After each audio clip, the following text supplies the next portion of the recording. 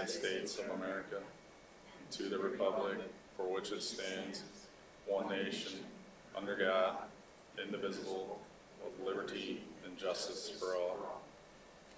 Carry. Colors. Order. Colors. Colors. Colors turn. 10. Cut.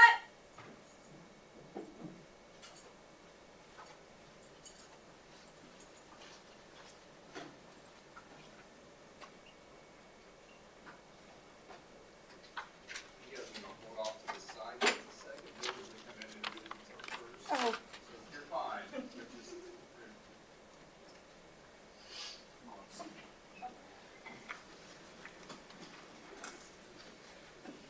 if y'all were,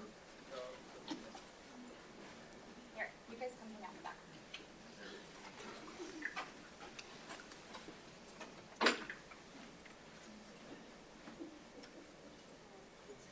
all right. Welcome our ROTC members back in. First time since last school year, right? Yes, sir. You would all please introduce yourselves and rank and what you like best about the program. I'm Cadet Major Elijah Workman. My favorite thing about the JROTC program is the fact that this is my second family. I know I can trust everybody in the Corps, and we're all there for each other no matter what. My name is Cadet Master Sergeant Evan Fox. One thing I like about ROTC is just the community, like he's saying, kind of like a family.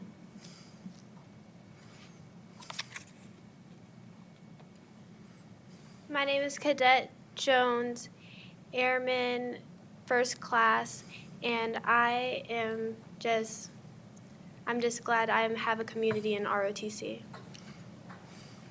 I'm Cadet Campbell, Airman First Class. My favorite thing is all the different things that we get to do and the opportunities in the Corps. My name is Staff Sergeant Mason Bowers, and then my favorite thing about WOTC is just the community and the family that you build. Thank you. We appreciate you all coming here, and I tell you, we hear every time about community and family, and you guys are really special about that. So, any questions for them while they're here? No. Thank you very much. Thanks. Thank you, sir. All right, our ASL students have some introductions to do.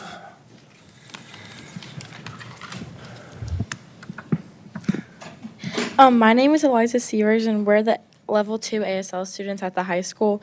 September is Deaf Awareness Month, and through our studies of ASL and deaf culture, we have learned that all the deaf community wants is more access to our hearing world. Many of us bring our signing skills and knowledge outside of the classroom to make our community more inclusive.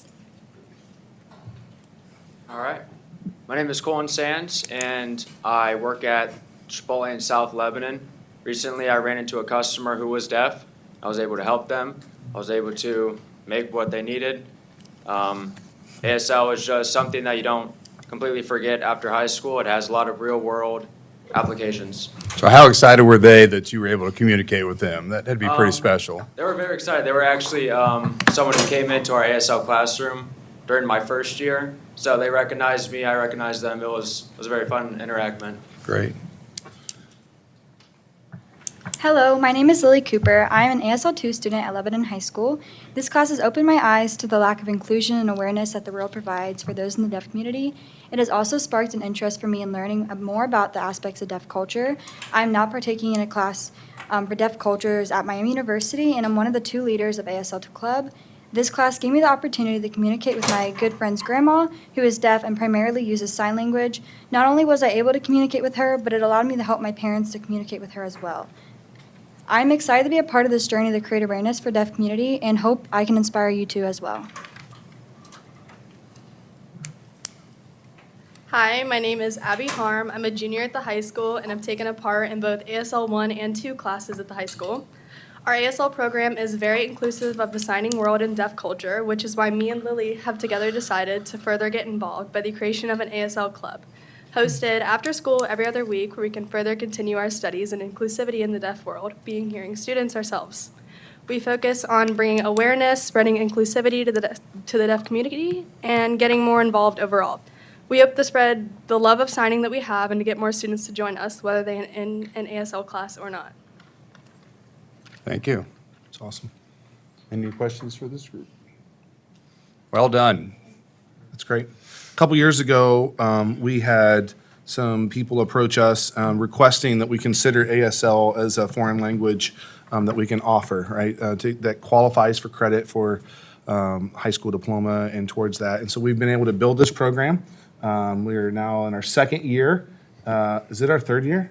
Our third year. And continue to offer more courses with it. And so I think that it's been a great need and something that our numbers are going up with every year. So I'm excited to see that it's working even in our community, that it's happening outside of school. So that's great. Continue to do good work. How many total students are there this year signed up? I have 163 total students. I have 4 bells of level 1 that range in size from about 27 to 30 a bell. And then I have 2 level 2 classes at 24 apiece. That is incredible. Yeah. Yep. It's awesome. Well, thank you very much. You're more than welcome to stay, or you can sprint out the door. Either one you want to do. So. It might be sprinting. Thank you. Thanks. Thank you. Mrs. Irvin, roll call, please. Mr. Lane? Here. Mr. McCutcheon? Here. Mrs. Cope? Here. Mrs. Dalton? Here. Mr. Gliotti? Here. Item number 4, I need a motion to approve the agenda. So moved. Second. Any questions on the contents? I'm going to move one thing around, but we don't need to worry about that, right?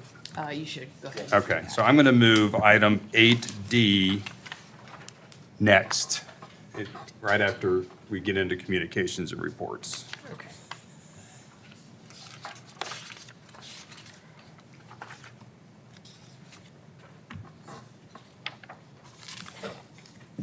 So now I think I need a motion to approve the revised agenda, please. So moved. Second.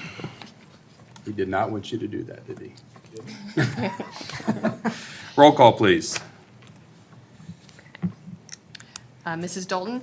Yes. Mr. Gliotti? Yes. Mr. McCutcheon? Yes. Mrs. Cope? Yes. Mr. Lane? Yes. Motion carried.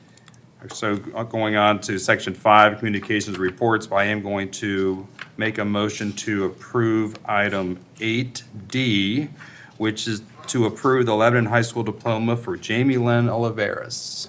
Are you Jamie? Perfect. I have a motion, please. So moved. Second. Roll call? Mrs. Cope? Yes. Mr. Gliotti? Yes. Mr. Lane? Yes. Mrs. Dalton? Yes. Mr. McCutcheon? Yes. Motion carried.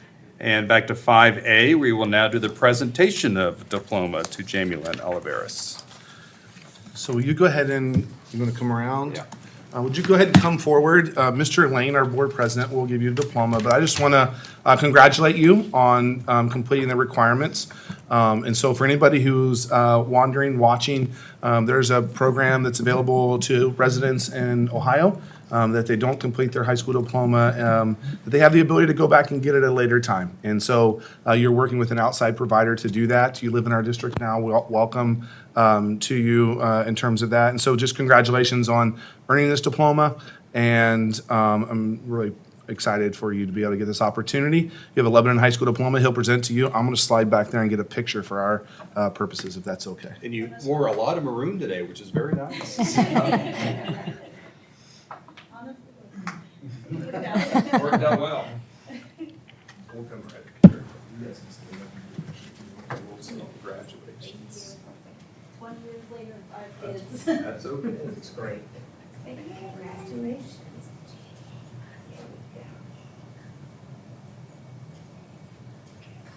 I'm going to get one that I like. Yeah. Here we go. I'm going to do this. Congratulations. So this was, we are in the process of changing companies on this. Everything's good on this. We may end up sending another one of these inserts to make sure that everything's kind of lined up and something. Okay. And this should not quote for that. Transcripts. Congratulations again.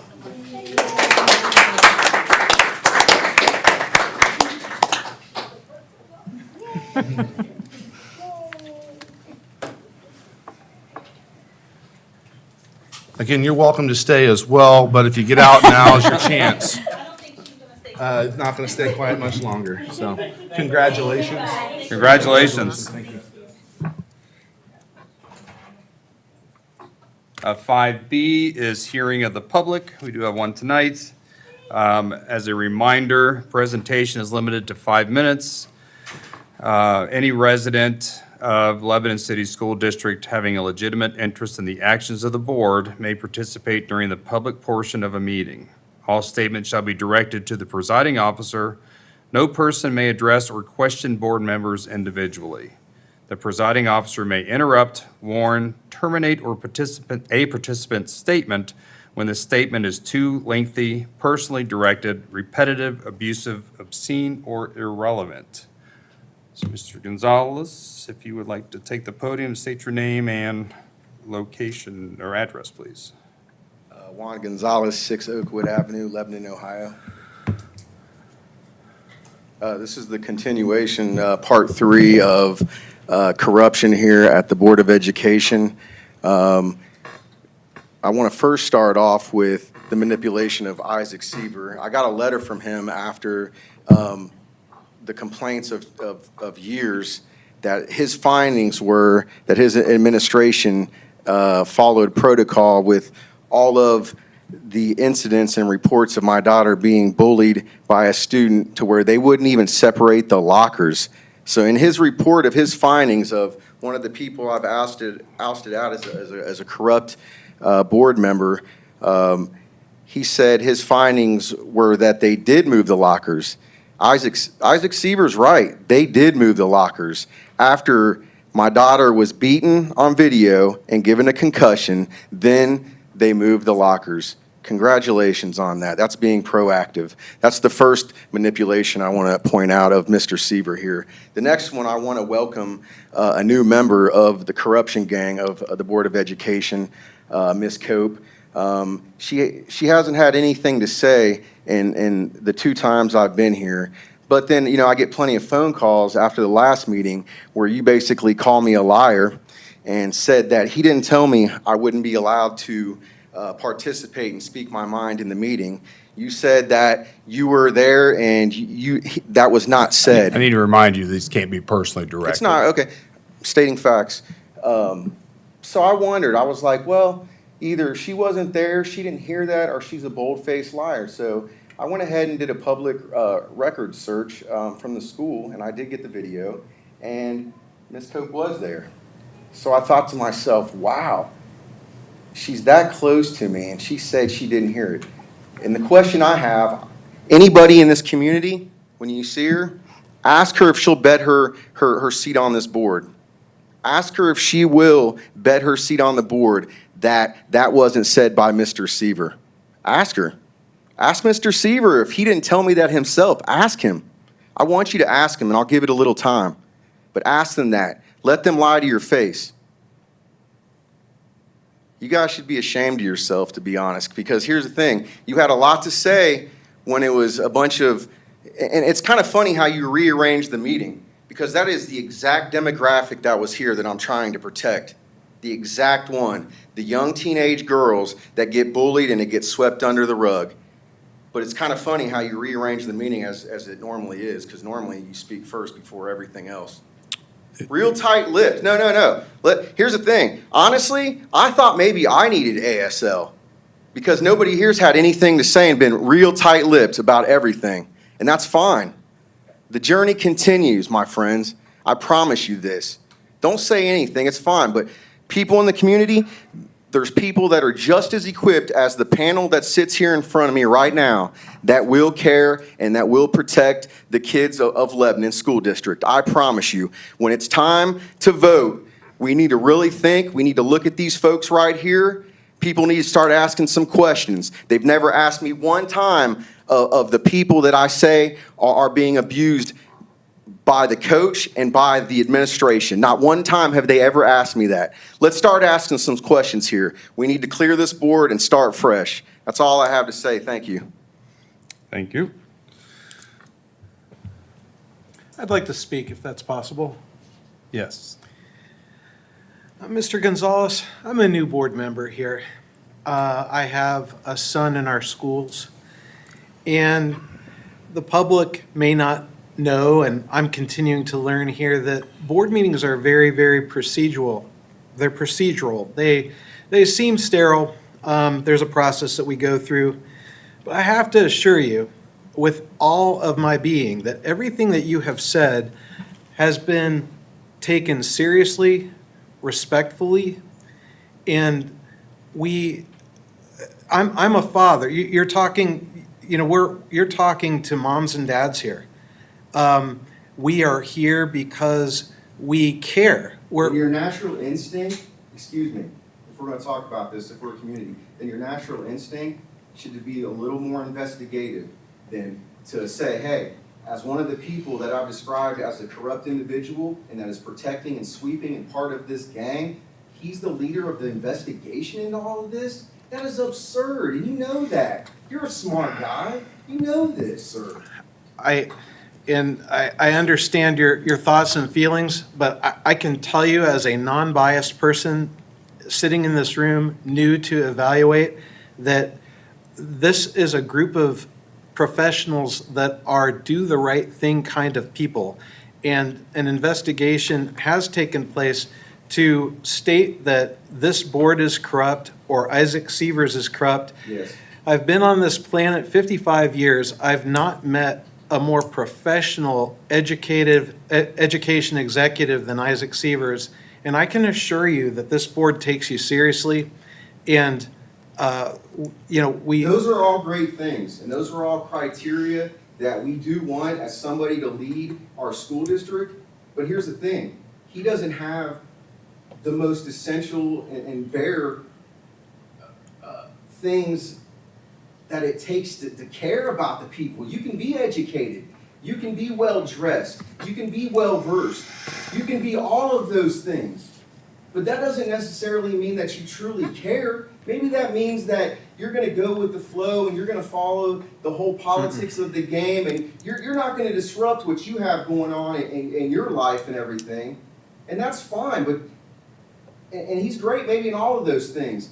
But I'm telling you right now, certain board members said I didn't say anything. Ask them. If they tell you I didn't say that, they're lying to your face, sir. And I promise you that on everything that I love in life. All right. That flag right there and everything. I promise you that. I just will say, I understand. I just will say one more thing. There is not a single person here who would not jump up if there was an injustice going on and defend. We're protectors. We're protectors. We want to protect you, your daughter. It needs a neutral party, sir. Yep. It doesn't need this guy that I'm blaming as part of this. It needs a neutral party to be fixed. You know this. You wouldn't run your business like that. You wouldn't, and you know that. That's conflict of interest 101 right there, sir. You know that. We've exceeded the time on this, so. Yep, I understand. I just wanted to let you know that You know what? I'm speaking, please. These are caring people here, and we do care about what you've said, and we have looked into it, and I just needed to say that. Thank you. It's kangaroo court, but I respect you for being a man at least and want to talk about it, not saying a word and just sitting up here and you know what? All right, These girls right we here need were to- once teenage girls. Right. You know what I mean? It ain't right. You don't bully teenage girls and distort their mind. Thank you. The abuse is the same. Don't let your coaches do that. Item number 5D, the superintendent's report. Mr. Severs. I think we're up with Isaac Park. Oh, I'm sorry, I did, yep, I already checked that off. Let's see. C, student board member introduction and update, Isaac Parlett. Isaac, welcome. Okay, so we're excited. We have our student liaison for the year, Isaac Parlett. Great name, by the way. Glad we spelled it the correct way there too. So, no, I'm excited that you're here. We have an update from him tonight, so give me a second to get that on the screen, and then we'll go. Anything you'd like to introduce yourself, your enrollment at Lebanon High School, anything about things that you do before you get started with that? My name's Isaac Parlett. I'm a student body president here at Lebanon. I'm also involved football, lacrosse, FBLA, LLS, NHS, a bunch of different things around the school. I just like being involved around the school and making a change. Great. Yeah. On the football team, is that what you're saying? Okay. Pays attention. Okay, there you go, sir. Seen the movie Up? And there's a squirrel moment. That was a squirrel moment. It's your show. Here we go. First, I'd like to say congratulations to Paula Hogan, Lebanon High School teacher, and now she's Warren County Soil and Water Conservation District Educator of the Year. She's recognized for their work in and out of the classroom, and it's always nice to see a teacher that's being recognized and cares deeply about their subject. Next slide. So we have 2 new clubs at LHS this year. Pickleball Club, they meet once a week with Mr. Hilkert as their supervisor. I've heard a lot of great things about it and a lot of people that are interested. And then also Cinema Club, they meet twice a month with Mr. Kyle as the advisor. Do you know if they're playing pickleball at high school or are they going to one of the courts in town? I think they're trying maybe at the high school a little bit, and also going to Harmon and things like that. Yeah. Meeting in Mr. Hilkert's room, talking about it and stuff. So just one of the things, we have the opportunity for student-led clubs to form at the high school. And so students can request a club, and then they have to ask for a supervisor or an advisor to oversee that club. And so these are 2 new student-led clubs that are there. This week is a homecoming week. Homecoming, the dance is on September 21st. Little Miami is our opponent. The theme will be Lebanon Luau this year.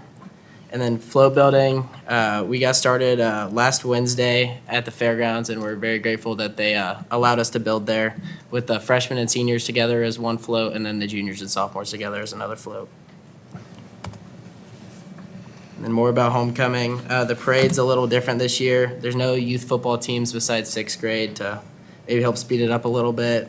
And then Powder Puff is directly after the parade on Thursday at Vandegrift, 7:15. Go seniors. Then there's a pep rally this Friday during probably after 4th bell. We're always excited for those, bunch of fun games. And then the dance is also on the field this year on Saturday with pending good weather. If not, backup plan will be the gym. This year, our building report card came back with great results. It was our highest overall rating ever with 4 stars. We also received a 5-star graduation rate, which is also our highest ever. And then we also improved in another category, which was progress, which was a 1-star increase. And then upcoming events, we have homecoming on Saturday, 21st, and then our college fair is next week on Tuesday, September 24th. And that'll be it. That's it. Any questions for him? Thank you, Isaac. Stole some of Mr. Seaver's thunder with the report card, but Well, that like one the was preview. specific to the high school. Yes. So the buildings have their own report card, but there's a lot of great things happening at the high school as well for theirs, so. So moving on to, are any questions for Isaac before I move on? Good work, man. Okay? If you need to get going, you're welcome to get going, or you can stay through this next portion. It's up to you, so. Did you have to miss practice to be here? Yeah, I left like an hour early. Really? Yeah.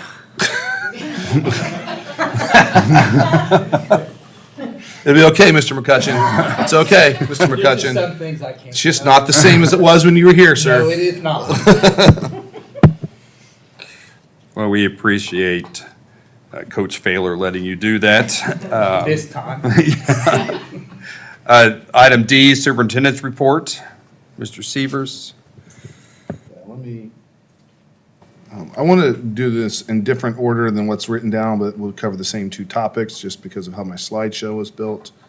Want to give an update first here about food service. And, you know, a month ago, we talked about we follow the nutrition guidelines. I have to give a report every year on what we do. This is text heavy, but just a reminder for me. Last year, we hired a new food service coordinator. Her name was Megan Grippa.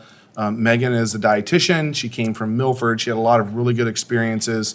And we really changed the position there, moving that more from a sort of a head cook and person to come through that realm, and started thinking more about the nutritional, the dietetics aspect of it. And then understanding also that food service is one of those two budgets that we have where it is like self-sustaining. If we need a new oven for the kitchen, it's supposed to come out of the food service budget. And so we're not supposed to make profit out of food service. Everything we make, we put back into the kitchen, either into employee costs, new equipment, upkeep, things like that. So it really is a business inside of our own business. Is that fair to say, Mrs. Irvin? And when we hired Mrs. Grippa, the goal and the intentions were we wanted to increase student participation. We wanted to continue to offer nutritious meal offerings that tasted good. That was the goal, right? Going in, and we hired somebody that had a really good background and elevated the position. She got here, and we thought we needed some more support then, since she was moving out of the kitchens more into what was a new position we created was field supervisor. Partnering with Megan on menu creation and things behind the scenes, but also getting out into kitchens, making sure that everything was happening in the kitchens was following the guidelines, the recipes, all those things. So Amy Euchre was brought on last year as well. The reason I want to talk about this tonight is just to give you an idea of what we're seeing in the financial side of our food service for the first month. We jokingly told them when we hired the new position last year, we're hiring one more person to run this show. Your job is to put us on the map for food service. We want to have the best food service operation in Southwest Ohio. Well, last week, word was out that we're doing some really good things. And we have our own pizza oven. They have the new Smart Mouth pizza offering at the high school. We had several food service directors and departments come visit the high school last week, wanting to see how they could possibly do this, how we were doing things. So that appears to be going in the right direction just in terms of leadership and support. But what I thought you may care about is, are people actually buying the meals and what's happening? So last year at the end, at this time, I think it's 1 month in, or maybe the end of, that would be a 1 month in thing. The reimbursable meals in 2023 up until this time were 5,867. The reimbursable meals this year, the same period of time, up 53% with 8,999 meals purchased at the high school alone. Last week, we sold more than 600 meals in a day. Last year, our average was 340 per day. So the amount of meals that are being purchased at the high school is up. We've staffed it appropriately. Kids are getting in and out of the lines quickly, from what I can tell, quicker than they were before. Is that a true statement, students? Much faster than what they were before, but also serving 1.5 times the number of meals we were serving on some of those days last year. Reimbursable meals, just for the purpose of making sure everybody's aware, is if it has a main dish, fruit, and vegetables, we can claim it as a reimbursable meal, and that gets reported to the federal government for the school lunch program. So we get reimbursements back on every reimbursable meal that is sold. A portion of that comes back to the district through the federal school lunch program. So it's going to increase the amount of money brought in. Our August reimbursements was up over $10,000 from what it was last year across the district. So we're going to see significant increase in that, which means we have money to put back into our programs. The a la carte sales, we were down a little bit concerned about a la carte sales. The kid goes in and buys a bag of chips, buys a bar, whatever it is, a drink. At the high school was down, but I think they would probably tell you we have less a la carte items than we've had in the past. That's changing, so don't get too upset, don't get too worried. They're coming, but there's some things on back order that didn't get in. The second part of that is, I believe in the next week or so, there'll be vending machines that are offered in the cafeteria for a lot of those a la carte items, and even some grab-and-go sandwiches and things like that, where they make them in the morning. The vending machines are refrigerated. They can grab them, go up, use either a debit card or credit card if they want, or their meals, and get an a la carte item out of the vending machine. They don't have to stand in the line to do so anymore. And so those are things that will be offered. We have some other exciting things that are going to be continue to get introduced throughout the year.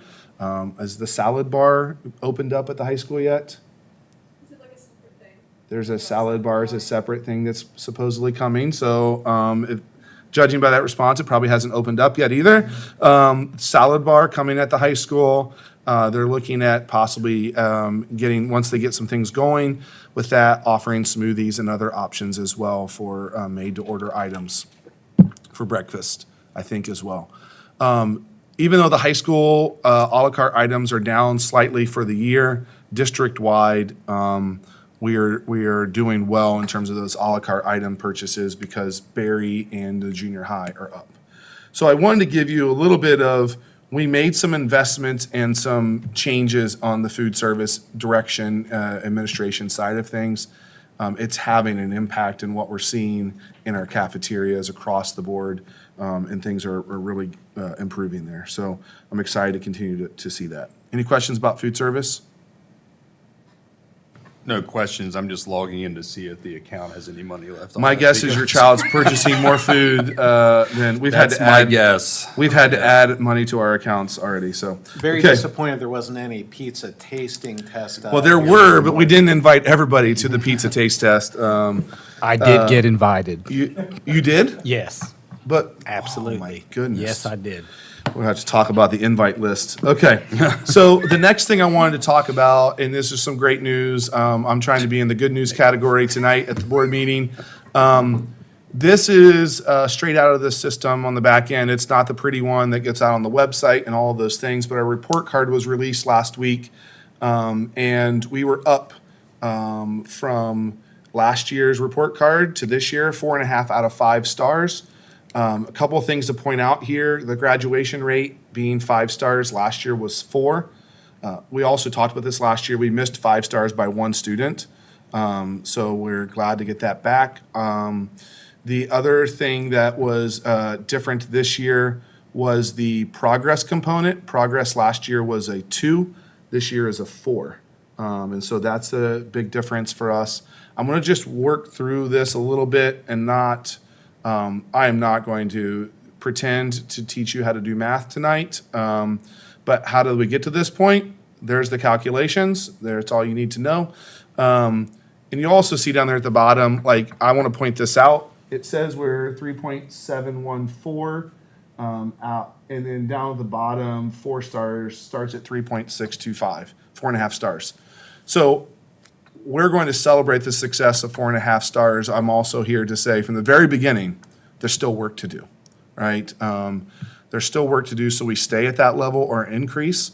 But I'm very thankful that the things that we've begun to put in place in the last 3 years are being recognized in this report as well. So this is just a little bit of an overview here. You can see them all out differently. I already touched base on those. One of the things I do want to point out is why do we give a test and what are we doing with this information? For 12 years as a superintendent, I've said the results on a report card don't define the great work that we're doing. Right? The stuff that happens every day in our classrooms, relationships with kids, teaching a kid how to sign and then going to work and using it, never shows up on a report card. Never shows up on a report card.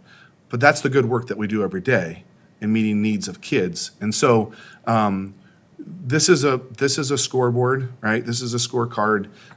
It's one test given on one day that give us a report card data, but it matters is the other thing we've begun to talk about here as well a little bit. So we're going to look at the item analysis. Where did our kids do well? We can see every question on the test and see, did the majority of our kids pass that question or not pass that question? So as a math teacher, we can go through the geometry test and say, our students are not testing well in this subject or this content or this section. And so we can begin to look at that a little bit differently this year as we try to use that information for next year's students. We talk a little bit about the data and the value that's added to our kids making progress. Are they growing from one year to the next? And then we use this information to make sure that we align our teaching practices and our pacing guides and assessments to the areas of our greatest need. So we're going to begin to do the work behind the scenes that our community, the Board of Education, most people are never going to see, which is sitting down with people and saying, hey, we've got to get better in this specific topic, because none of our kids pass that on the test, or whatever the case may be.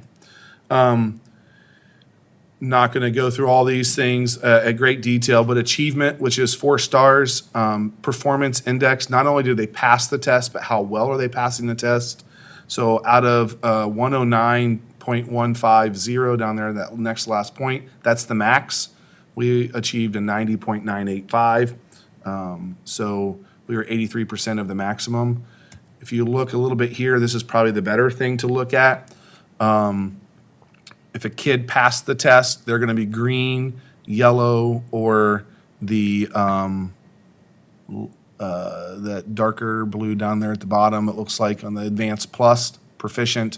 So we want this pie chart to be as much proficient through advanced plus as possible. And the goal is to try to get them to pass it at a higher level. So this year, the kids that pass it accomplished, we want to try to move to advanced. The kids that have passed at advanced, we want to try to move to advanced plus. The only way that advanced plus is possible, which is that 14.8%, I think up there in the top right corner, the only way that that's possible is that they have to be accelerated in their coursework. So it needs to be a 5th grader taking a 6th grade test and score advanced. So that's the way that we can get those. We've got to look at opportunities for that in terms of advancement. We had 13 areas of the 13 tests where we increased our performance. You see the ones there listed out where we increased our performance. Our largest growth area was in geometry, from 48.4 to 59. That's geometry is a really tough test in the state of Ohio. It's got notoriously the lowest passage rate of all tests. And so does the math 7. So there's some things that we know about these data points, but we're seeing improvement. The largest decrease was actually in 8th grade English language arts. We knew that at the end of the beginning of the summer. English language arts 8 decreased pretty much across the board, across the state. Something about the test was harder, something about the test was more challenging, we're not sure, but across the state average dropped pretty significantly. But that doesn't mean we're not going to look at what our practices are there. So that's our biggest decrease. Graduation rate was a 5-star. You'll see at the bottom the state average. They're in orange. Those similar districts, schools like us, same demographic, same size, roughly, all of those things. There was the dip that happened after COVID. We kind of got there on 21, 22. And then ours has steadily gone back up to where we expect it to be. And the other similar districts have not quite responded at the same rate. So we're doing a good job in graduation. One of the things I want to point out here is we have some students that participate in programs that last beyond their senior year that count as graduation hits to us. So a project search students with a disability that goes to work-related function outside of school. Some of these are just traditional non-graduates. We've got to figure out how to get them across the finish line. But some of those students were students that did not take a diploma because they still qualified to stay in school until the end of their 21st year. So we continue to work through those things. Gap closing, taking our student demographics. So these are the state demographics in terms of looking at different subgroups of students, all students, and you guys can see those. There are different classifications and identifications of students there. The green column is our performance index score for them for the year. The goal column is based off of where we were. They give us a goal that we need to try to indicate and get these student subgroups at least to that goal. We did that in 8 of the 9 available spots. This is an example of one of these charts. But one of the things we noticed by looking at all of these charts, the student subgroup that has the largest concern and is right now our biggest growth area is English language learners. And we're seeing an increase in those number of students. And so we're doing some work right now on auditing that program and then also beginning to see what kind of resources we can do to help those kids improve on the scores. Gifted students, this is an area where we continue to do well. Our gifted students are passing and doing well on these tests. We want to get more of them into the accomplished and advanced category, but also understand that we don't get into that advanced plus, which is the darker green, I think. It's the darker green in the upper left-hand corner. We don't have the ability to get advanced plus unless they are accelerated.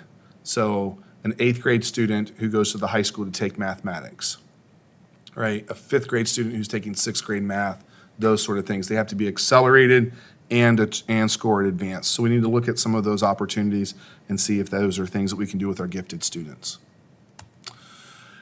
Chronic absenteeism. Our chronic absenteeism actually rose last year compared to the year before. We're still below the state percentage. We went last year and tried to put back in some of the exam exemptions and things like that for attendance to try to improve attendance, but we still have students missing a lot of school following, COVID. You look down there, our data prior to COVID, we're the blue line, we're still better than the state average, but the blue line was 5.5% in 2019 of chronic absenteeism. Can you define what chronic absenteeism means? So chronic absenteeism means they miss a targeted number of days. So it is, I want to say, it's basically like more than 10% of school in a year. So it's over a certain number of days of school missed. And there's state criteria for that. So it has to be, every half day counts as a half day. And so if you're leaving early, if you're checking out early every day because, you're leaving early, then it counts against you. If it's not an attendant, if I have a 7th period study hall and 8th period study hall and I just take off and you sign yourself, and parents sign you out, those add up. Every 8 days, it's a day of school missed. So it matters. We're trying to figure out some ways for us to address this. Again, we're still below the state average, but 18.1% compared to prior to COVID, 5.5.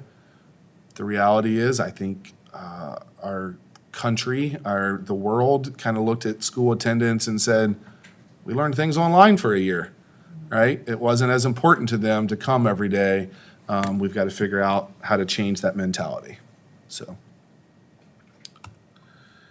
early literacy is a 3-star. Under the Ohio State report card system, 3-star means you met the expected growth, you met the indicator. 4 is exceeds and 5 is greatly exceeds. So 3 is, we don't like to see 3s, but 3 means we met what we were supposed to do. We've got to, we need to continue to look at how we're improving literacy. It's getting better. And we've looked at this. I'm not going to talk too much about it tonight. I'll save it for a later time. But how are we improving our literacy score? And you guys have seen these charts before. We've showed them once to you before. To us, this is a better representation of reading improvement. This is kindergarten. On the left-hand side, this was given in the fall. The green score, which is Tier 1, 45% of our students fell in Tier 1 in the fall, and 22% fell in the yellow, which was Tier 2, and 33% fell in the high-risk category, or Tier 3, the red part. By the end of last school year, the number of students that was in Tier 1, low risk of being behind at reading or reading at grade level, had gone from 45% to 73%. The students that were in the high-risk category had fallen from 33% down to 18%. We believe this is a much better representation than the reading test that's given on one day and one test to students, which gets reported on the report card. So we'll continue to do these things and address reading along the way. But you can see in every single one of these charts, red got smaller, green got bigger. which is what we're hoping to see. Except for third grade there. Third grade, we had some more students, but that's also, when that increase happens, right? If you're not reading on grade level by the end of third grade, typically it's because of some issues that we've got to work through within the special education category or, some dyslexia things, and we're implementing strategies there. So, but by fourth grade, the red is pretty much gone. So I just want to finish with really good. I'm extremely proud and happy with the results. We've increased. We're in the middle of Warren County. 3 schools were 5, 2 schools were 4.5, the others were 4 or 3.5 below us. And so we moved up in terms of the Warren County rankings, and we did a lot of really good work there for the last year. So there's a lot to be proud of. Any questions? This is a new one. Sorry. This is a new one that will happen next year. College, career, workforce, and military readiness component. It's a really long name. But basically we need to get kids, and they need to be able to check one of those boxes. Are they college ready? Are they career ready, workforce, military? And we've implemented some programs for students already in preparation for this that will get them credentials that will get them in the workforce or career readiness categories, even if they haven't passed their tests at the high enough level or are not going into the military. So those are some things that we're working on. We anticipate right now, based off of our data, that next year that'll be at 90% of our kids right now are already going to check this component off prior to the end of the year. So we're excited about that. So, okay, that's it. Anything else? Thanks. Item E is board committee reports, student achievement liaison, Mrs. Dalton. Okay.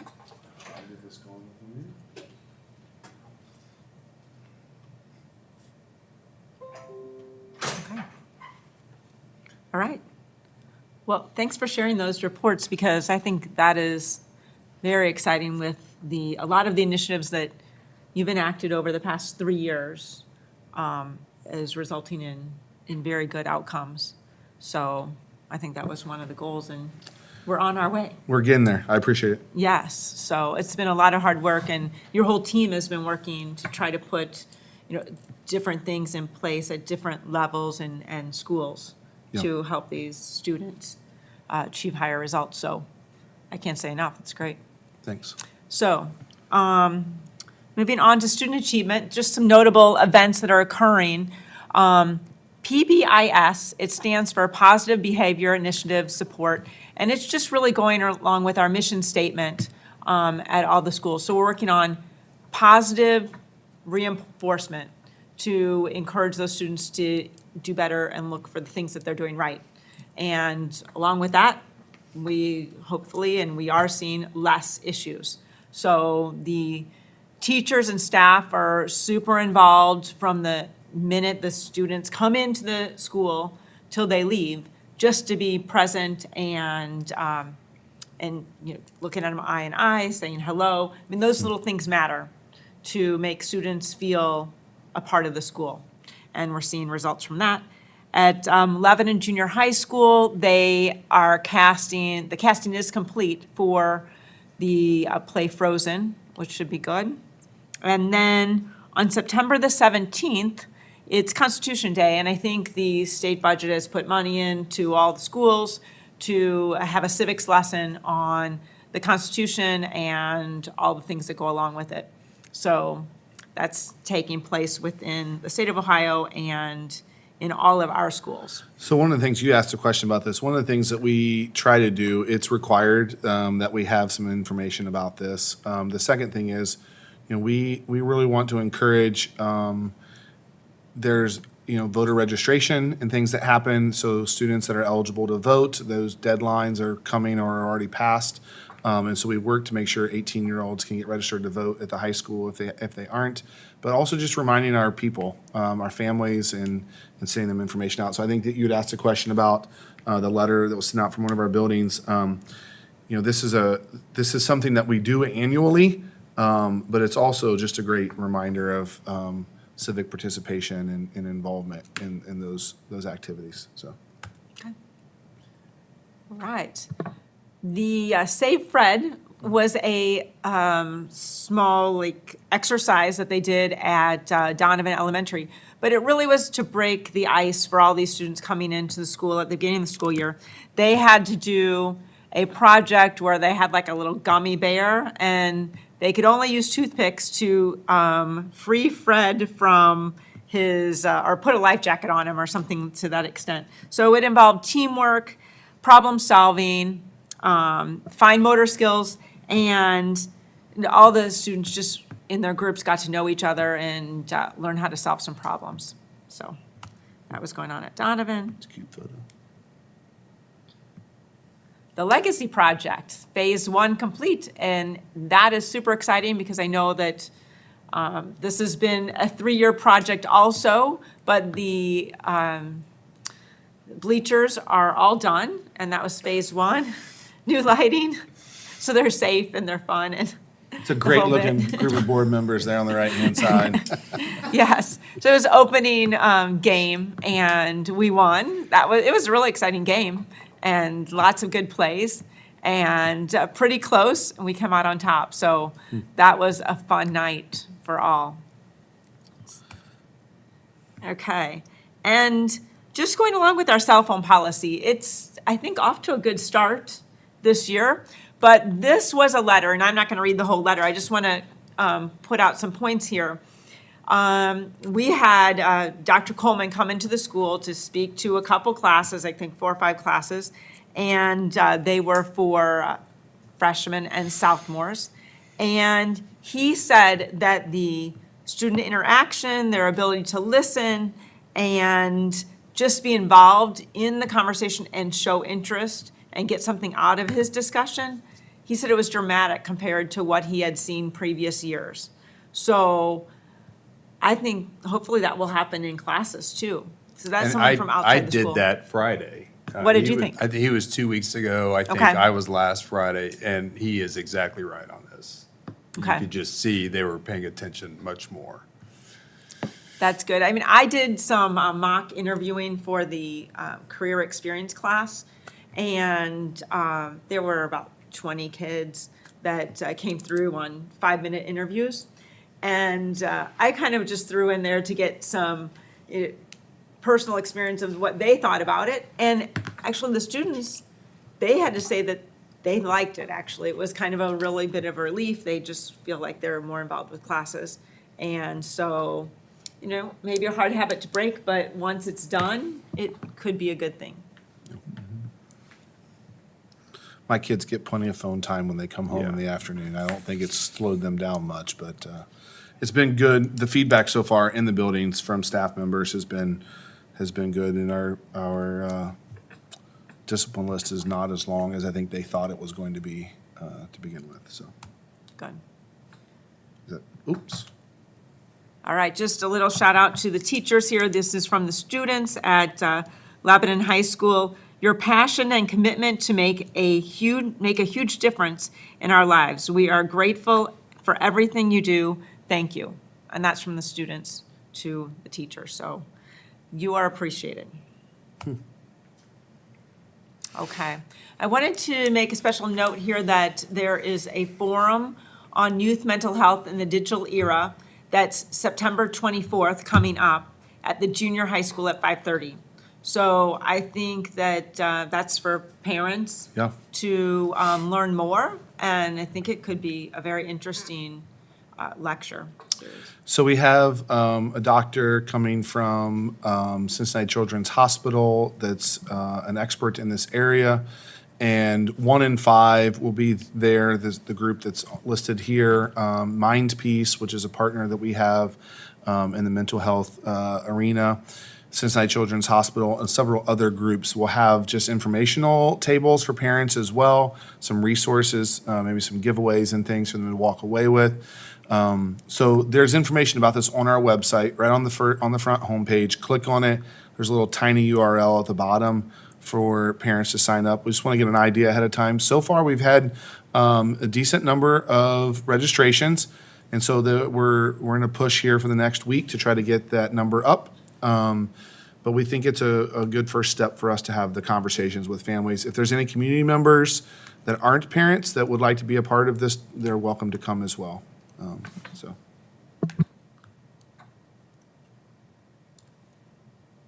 Okay, last but not least, just wanted to point out this event that took place on 9/11.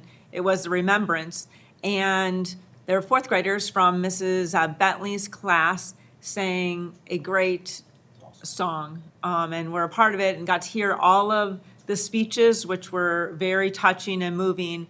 And it's really important that these kids kind of get an understanding of what took place and how it kind of really brought everyone together. So that was a nice event. Yeah, it was great. They did a great job. I was very excited to see them. Is that it? Yeah, that's it. Thank you. B is the CAT Committee, Mr. Gliotti or Mr. McCutcheon. We did not have a meeting this month, but I did want to comment a little bit about the 4.5-star rating. First of all, thank you, Mr. Sievers, and to the teachers for a lot of hard work. But I also want to thank the students and the parents. My parents always told me there was a partnership between me and the teachers. The teachers teach, and it's my job to learn. So when the kids get better scores, they're obviously trying to. So I just excited about the 4.5 stars. Thank you. Legislative Liaison, Mrs. Cope. I don't have anything to report tonight. They're not really working right now in Columbus. They're not working in Columbus. It's all campaign season. Yep. Warren County Career Center, a couple things. Our meeting's actually Thursday this week. I already talked about what was at the last meeting. Unfortunately, the kids returned to school today to find out one of the staff members had passed away the weekends. There were grief counselors on site to assist with that. And then tomorrow or Thursday, I know the thing on the agenda is to work on the contracts for the administration up there. So that's the big things there. We feel very sorry for the staff member that passed away and her family. There's not a whole lot being shared, details with the public, and that's understandable. I also want to add in that I want to thank some people from Friday night, those of you that made it to the high school football game and military appreciation night. There's quite a few people that were involved, and start with Matt Warmeyer and Eric Roddy, who kind of coordinated the evening. John Kramer came out and spoke to the team on, I believe it was on Thursday. We actually recognized him.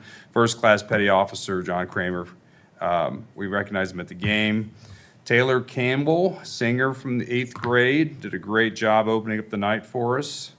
And also the flight crew, those of you that were there and saw the flyover, it was incredible. And that was Todd Weinmiller, Bill Crawford, Mick Phillips, Scott Hersha, and our former board member, Ryan Patterson.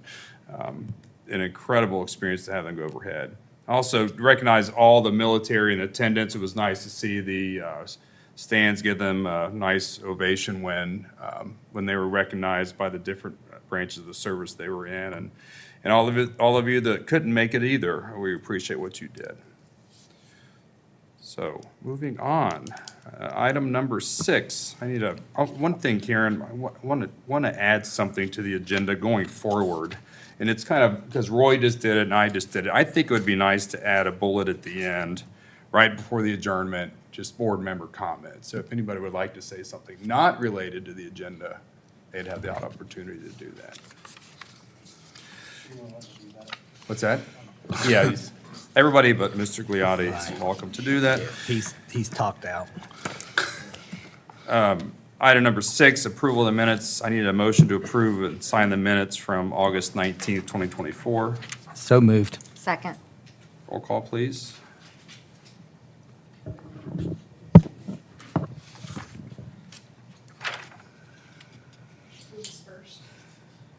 Roy.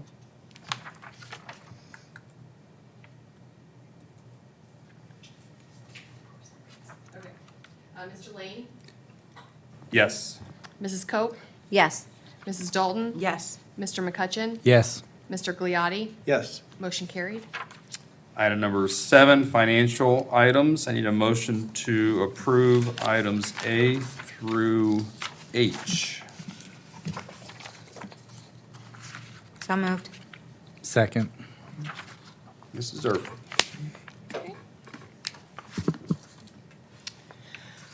Okay, so this is one of the last couple of months that you'll be seeing the May forecast.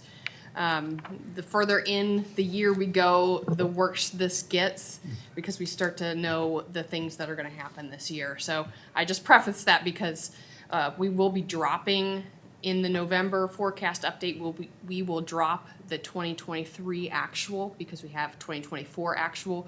We'll add a final year, and you notice in November the biggest changes, the biggest shifts in this forecast happen because you add that new year. So just being aware, this is where we're starting, but it has shifted quite a bit. Okay, so 2 months in, you can see we're currently at 146 days operating cash. We anticipate with what is currently in the forecast, we anticipate ending the year at 108 days. We target around 120. It's not something we should be scared about to get to 108. This is pretty cyclical when it comes to schools and how we are funded, but it is something we have to start thinking about, something we have to start talking about. So as we start using up those cash dollars, we have to talk about how to get the revenue back in that we were getting. I'm very curious to see how November pans out as far as our revenue sources and streams. They're changing quite a bit, as you know. So I'm curious to see how that November forecast will pan out. Karen, do we actually have a cash balance policy that's written, board policy about cash balance? We have something that's in the monthly financial statement, or the packet that I give you, the monthly financial, but it's like a paragraph. So one of the things I had presented to the CAC committee was that I would like to create a formal policy, present it to CAC, and then bring it to the board for approval. So that's in the works, but right now we have something, it's just very small, and it doesn't really talk about all of the impacts. So what happens if you go less? What do you do? There are steps that we can say, you know, here are the things we're gonna do. We don't have that yet. And I think one of the things we've talked about in the last couple of years when we've looked at like levy cycles and things like that is unless there's a policy in place and the board's actually acted on, you know, hypothetically, if we ever get in financial trouble, you're seeing schools around us have said, we're going to cut high school transportation. We're going to cut transportation to sporting events. We're going to cut, you know, whatever. Those things can't be put out in front of, they can't be talked about unless it's been acted upon as the board as a part of as an actual plan. So what we would be looking at, and the reason I asked about a cash balance policy would be, okay, if we're at 108 and that's below 120, is 120 even the right number, right? There's some debate whether 120 is the right number or not in financial circles. Is 120 the right number? What happens if we fall slightly below 120? Well, we're going to wait for a year. Are there ways for cost-saving measures? Are there ways to talk about how we're going to get new money? What is the plan? So that's really what could be included in that. So not that those decisions have to be made definitively, like if we get to this point, we're doing this, but it gives you the option of saying, are we going to talk about cutting costs? Or are we going to talk about going to get new money? What are the options we have? So It also can address more than just the general fund. So if we have a similar issue on our capital improvements, what do we do there, right? So it does give you a lot of good structure, gives us a good structure of how the board wants us to move. Okay, so in 2 of 12 months, you should be looking around 17%. We have received about 29% of our revenues. It's varied quite a bit from our estimate, and that's pretty much all driven by property tax. So again, I say this every time, but we get our property taxes about twice a year. In that twice a year, it's about 2 to 3 months that we start getting advances for property tax. They give us money ahead of time. One of the things the board approves at the January organizational meeting is to allow the county to say, here's your advance settlement and then to settle at that end settlement to give us the full lump for that half of the year. I base my estimates on when we're gonna receive that based on what we got last year. The variability of month to month, what people are gonna pay, when they're gonna pay, is completely unpredictable. So that's why you see the variance here. Next month, when we get, September, when we get the actual final settlement, that's the time to note, okay, are we higher? Are we lower? Where are we at? Did we estimate these properly? But in those first 2 or 3 months, this is all advance work. So that percentage isn't super reliable when you're looking at how close it is to your estimate. On the expense side, we've spent about 14%, which usually, if you remember from last year, usually we're around 1% less. That's where we kind of like to stay. This is a large variance, so we're looking at a 14% variance. The biggest piece here is we have a supplemental pay coming in September. That's a chunk of money. As you know, our wages and our benefits are the largest expense we have. We're a people business. So when we go to pay those supplementals, which only occurs a few times a year, that brings that percentage significantly up. So by the end of September, when I present this, you'll see that number is much closer. Okay, so I can't believe I'm already talking about next year, but here we go. About this time, so a couple years ago, one of the things that we did was we've started working with the admin team to put together a very clear budget cycle. When do we do what? And we're presenting this to you. I've got the full document in your attachments there, but just giving you the graphic. This did not change much other than the actual dates of board meetings from last year, so we finally got it to a place that I think is workable. It's been doing pretty well. We take this next few months, August through October, and we really start the planning process. So what does next year look like? What kind of goals, what kind of initiatives are we trying to get? What staffing levels do we need to get? We take these months to really try to thoughtfully plan where we're headed. In November, I present to you the forecast. So here's what we expect is going to be brought in. Here's what we expect we're going to spend. And then from there, the December, I really start adding up the revenue projections. Okay, here's what we thought we were going to get. This tells us how much we can appropriate, how much we can budget, because we know approximately what we're going to bring in. In January, I present the tax budget to you. That is just the formal, I like to think of it as the formal revenue projection. I don't really take much stock in the expense side of that, but I have to present it to the county so that they know we are using our levy dollars appropriately. We don't want to collect a bunch of levy dollars that we don't need, which if you know schools, you know that's never an issue. But we want to make sure we can demonstrate that to the county, which is our tax budget.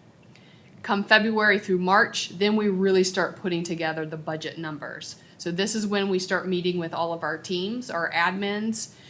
We start meeting with anyone who has capital projects, so our various departments, and really start trying to filter out what are our wants versus what are our needs, how much revenue do we think we're going to have, so that we can start prioritizing those projects. In April, I come back to you with, here's what we think our new 10-year capital plan will be. So if you remember, that was new a couple of years ago. That's been awesome. It's really helping us as we plan. We're still growing into that, trying to make it the best plan that we can make it. And then we also start asking teachers to build their student activity budgets. So if you're going to have a group next year with students and you're going to bring in more than $50 or spend more than $50, you have to have a budget and a plan that comes to the board for approvals. And you see those throughout the year. I bring those periodically as people realize, oh, I didn't do that. I'll bring it to you. So we start asking in April, but inevitably that happens throughout the summer.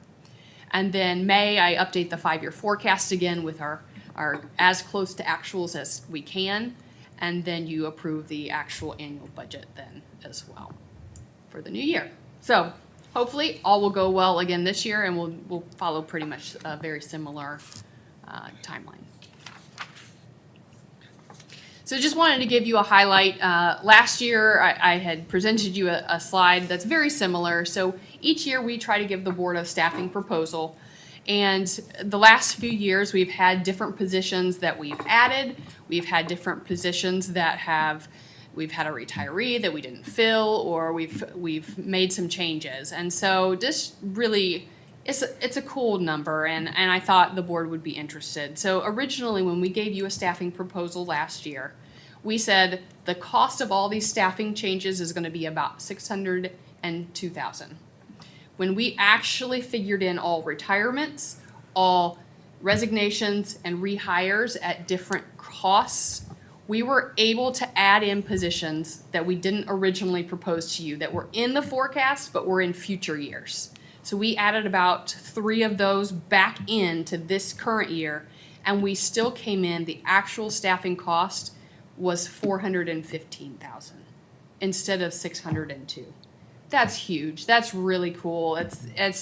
We're really trying our best to give the staffing levels that we need here for our students at the best cost we can. We know people cost money, and so there is an increased cost. But even at that, we're saving over this 5-year forecast about $187,000 per year. That's huge. That's really cool, and props to the HR team and Mr. Dalton for what he does to make that happen. If you ever get a chance to see his board, you'll understand it's a lot of effort. He puts a lot of time into that.